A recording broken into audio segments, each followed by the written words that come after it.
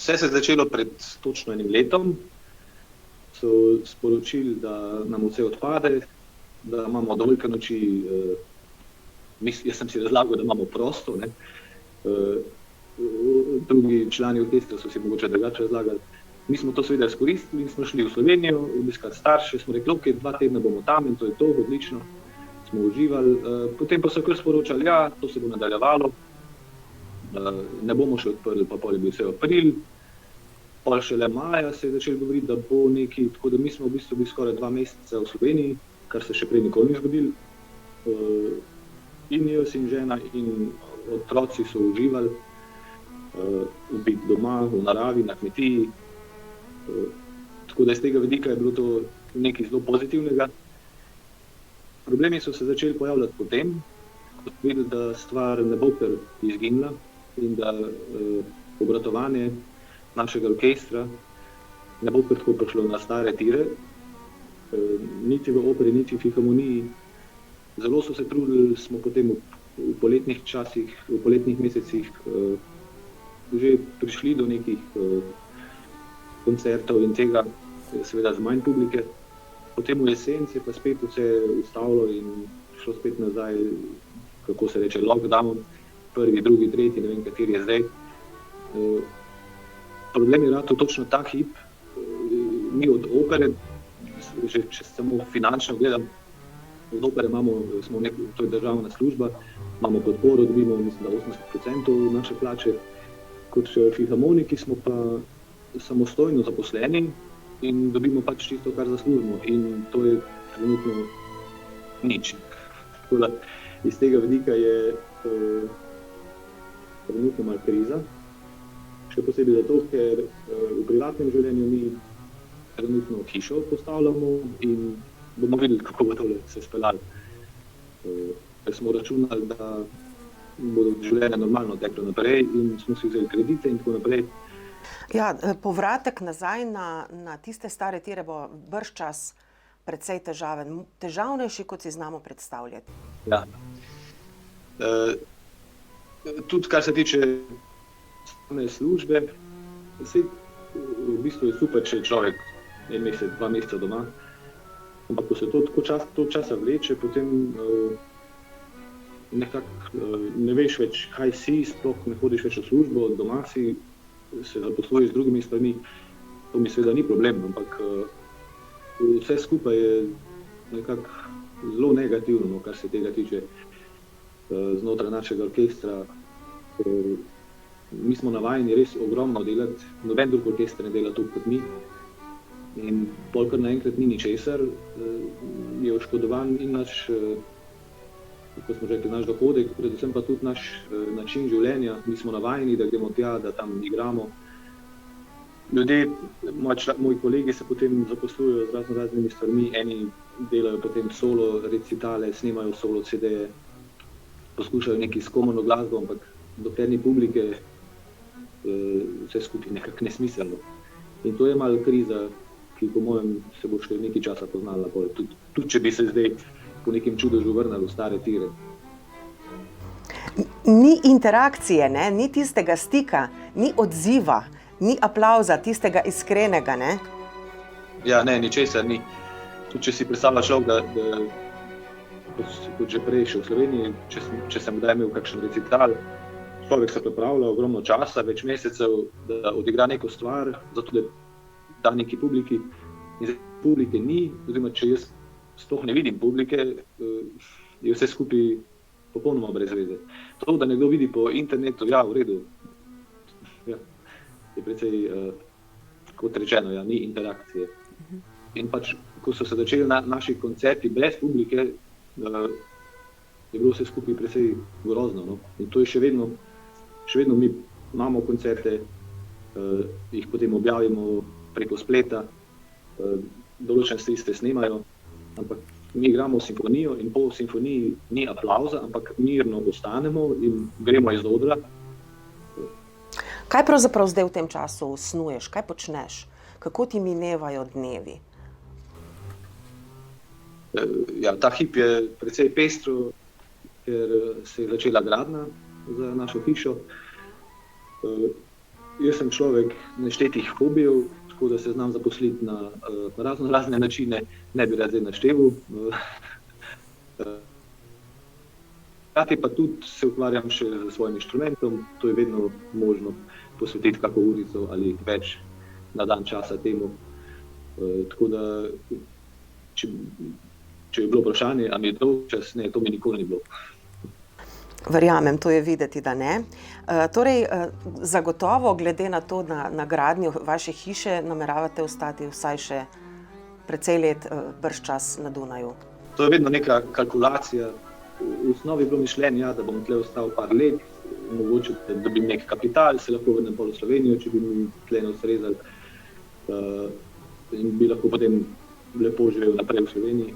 Ampak zdaj, kot smo tle, težje predstavljivo je se vrniti, pa sploh glede na to, da je ta moja služba res edinstvena in nikoli se nisem predstavljal, da bom kaj takega dosegel v življenju. Je verjetno malo neodgovorno sploh tako službo potem zapustiti. In ja, iz tega vidika rajš gledam po drugi smeri, ok, kaj pa, če bomo ostali tle na Dunaju, in rajš kar takoj začnem reagirati na to. In zato smo tudi že najprej se za stanovanje odločili, ker nam pač moja služba to omogoča. In jaz kot praktično rojen kmet čutim pomanjkanje zelenih površin in vrta in vsega možnega. Zato smo se odločili, če bi se le dali nekje dobiti ali nek vikend hišo ali kakorkoli, in smo našli potem neko parcelo in smo se odločili, da bomo postavili hišo z neko relativno dobro povezavo javnega prometa, da se da potem tudi v službo hoditi in to. In ja, vizije so precej pozitivne, da pa to traja pač seveda dlje, smo računali, no, da ne bo hiša kar ratala iz danes na jutri. Moram še vprašati, vem, da si človek neštetih ne samo možnosti, ampak neštetih talentov. To bi bil pravzaprav čisto pravi izraz zate. Ampak vendarle, v osnovi, v duši si pa glasbenik. Kje je pravzaprav, vprašanje, ki me že zelo dolgo žuli, kje je pravzaprav tista meja med ustvarjanjem in poustvarjanjem? Tisti, ki igrate neko skladbo, nek koncert, ste v osnovi poustvarjalci, ampak vendarle vsaj toliko tudi ustvarjalci. Se motim? To me vedno znova preseneča. Prav ta hip, ta teden, danes in preostale dni snemamo dve nepoznani simfoniji od slavnega skladatelja Brucknerja, ker naš orkester namerava posneti vse njegove simfonije znotraj teh tekočih let. In so se pojavile neke simfonije, ki jih je on sam, Bruckner, označil kot neveljavne. Torej gre se za neko študijsko simfonijo in neko simfonijo, ki so jo poimenovali potem kot ničta ali ničla simfonija.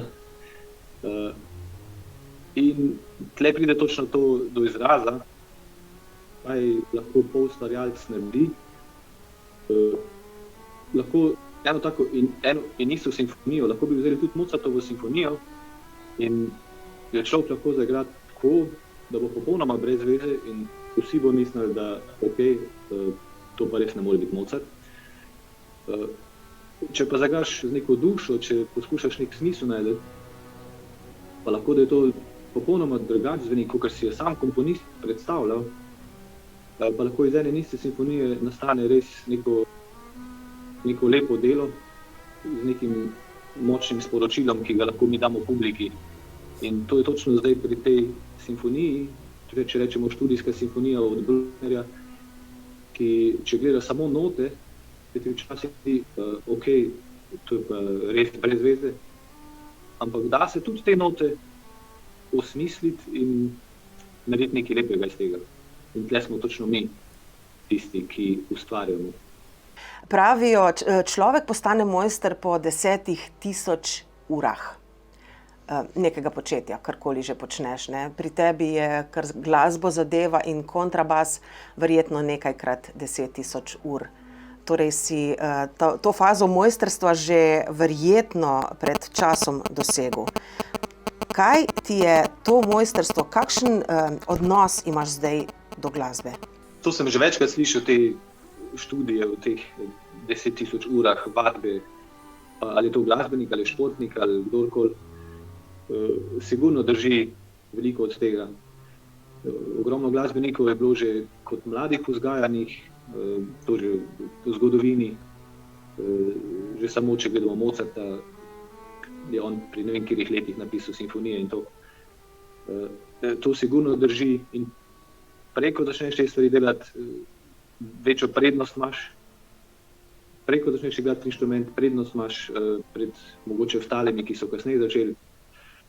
Določenih stvari se ne da nadoknaditi. In jaz v osnovi, ko sem bil še v osnovni šoli, nisem nikoli se videl kot glasbenika. Niti nisem imel nobenega namena iti glasbo naprej delati. To je nekako bolj s strani profesorjev prišlo do mene. Jaz bi vse kaj druga rajš počel kot to. Bil bi rajš avtomehanik, bil bi rajš mizar. Mene so vedno neke ročne spretnosti veselile. Mogoče zato so videli učitelji in profesori, da mi na inštrumentu dobro gre, tako na violini kot na kitari. In je potem zelo po naključju je prišla situacija s kontrabasom vmes,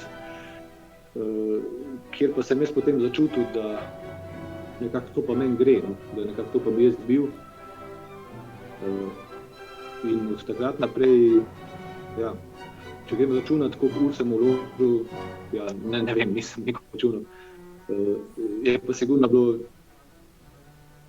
večji del mojega življenja od takrat naprej, torej ko sem šel na srednjo šolo, posvečenega praktično kontrabasu.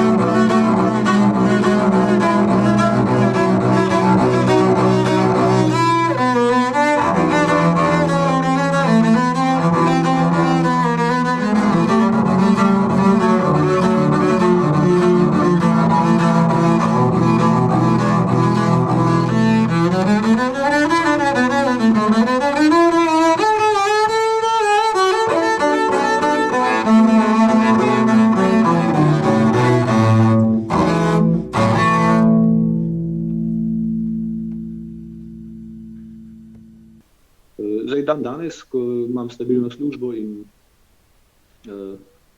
sem dosegel nek cilj, ki ga niti nisem si predstavljal, da ga bom, je stvar seveda spet drugačna. Me zanimajo tudi druge stvari. Lahko je, kar se tiče kontrabasa, dosežen, kot rečeno, z kakšno urco na dan, da se temu posvetim, ali 2, odvisno kakšne koncerte imam. Ves ostali čas pa lahko jaz posvečam stvarem, ki me zdaj tudi zanimajo, zato smo tudi se začeli ukvarjati s hišo in moji hobiji in tako naprej. Ti izhajaš pravzaprav, moram še malo o družinskem življenju. Kakšno podlago ti je pravzaprav dala tvoja družina v Stopcah nad Laškim, mama, za katero se zdi, saj nepristranski opazovalec ima vtis, da je bila mama tista, ki vas je nekako usmerjala bolj kot oče v svet glasbe. Kakšna podlaga je bila to domače okolje zate? Starši so si od nekdaj želeli biti sami tudi glasbeniki, in to ni bilo omogočeno, ker takrat pred 50 leti to ni nič veljalo in tudi ni bilo denarja za to, niti ni bilo možnosti in tako naprej. In sta oba želela, tako mama kot oče, to posredovati vsaj nam, omogočiti nam.